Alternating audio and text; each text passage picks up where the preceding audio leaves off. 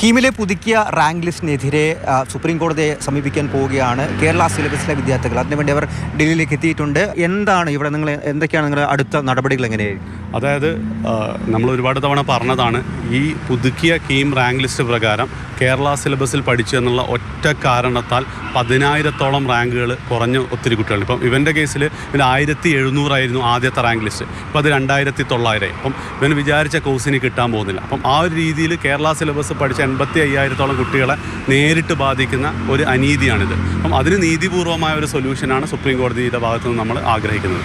Case ഹർജി file ചെയ്യുന്നതുമായി ബന്ധപ്പെട്ടുള്ള നടപടികൾ എങ്ങനെ മുന്നോട്ട് പോകും? അതായത് ഒരുപാട് കുട്ടികൾ ഹർജിയിൽ കക്ഷി ചേരാൻ വേണ്ടി തയ്യാറെടുത്തിട്ടുണ്ടായിരുന്നു. പക്ഷേ നമ്മളിപ്പോൾ ഒരു 15 കുട്ടികളാണ് ഹർജിയിൽ കക്ഷി ചേർന്നിട്ടുള്ളത്. റാങ്കിൽ വലിയ തോതിൽ ബാക്കിലേക്ക് പോവുകയാണ്.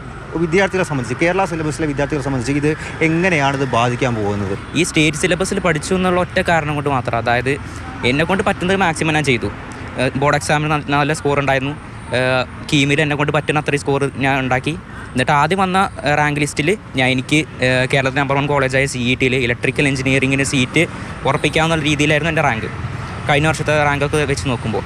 അപ്പോൾ ഇപ്പോഴാണെങ്കിൽ എനിക്ക് വേറൊരു 4-മോ 5-മോ സ്ഥാനത്തുള്ള ഒരു കോളേജിൽ കിട്ടുന്ന അവസ്ഥയെ വരുന്നുള്ളൂ. നമ്മളെ ഉള്ളം കയ്യിൽ കിട്ടി കഴിഞ്ഞിട്ട് ലാസ്റ്റ് നമ്മുടെ തട്ടിയെടുത്തുകൊണ്ട് പോകുന്ന അവസ്ഥ.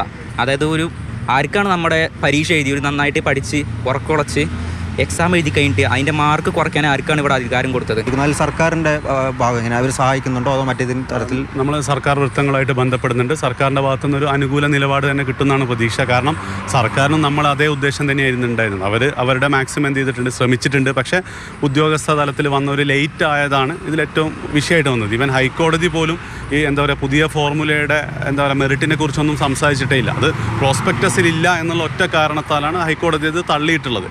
പക്ഷേ ഇവിടുത്തെ കേസിൽ ഒരു നീതി നിഷേധമാണ്, അല്ലെങ്കിൽ ഇക്വാളിറ്റി ആണ് ഇവിടെ ലംഘിക്കപ്പെട്ടിട്ടുള്ളത്. ഒത്തിരി കുട്ടികൾ ഇതിനു വേണ്ടി പ്രതികരിക്കാൻ തയ്യാറായിട്ടുണ്ട്. ഞങ്ങളും വരാം ഡൽഹിയിലേക്ക്, അല്ലെങ്കിൽ ഞങ്ങളും ഹർജിയിൽ കക്ഷി ചേരാന്നുള്ള രീതിയിൽ വളരെ പോസിറ്റീവായിട്ടുള്ളൊരു സപ്പോർട്ടാണ് കുട്ടികളുടെ ഭാഗത്തുനിന്നും, പ്രത്യേകിച്ച് അവരുടെ പാരൻസിൻ്റെ ഭാഗത്തുനിന്ന് വന്നിട്ടുള്ളത്. ഡൽഹിയിൽ നിന്നും ജിഷ്ണു ബാലകൃഷ്ണനൊപ്പം അർജുൻ പീതാംബരൻ, മാതൃഭൂമി ന്യൂസ്.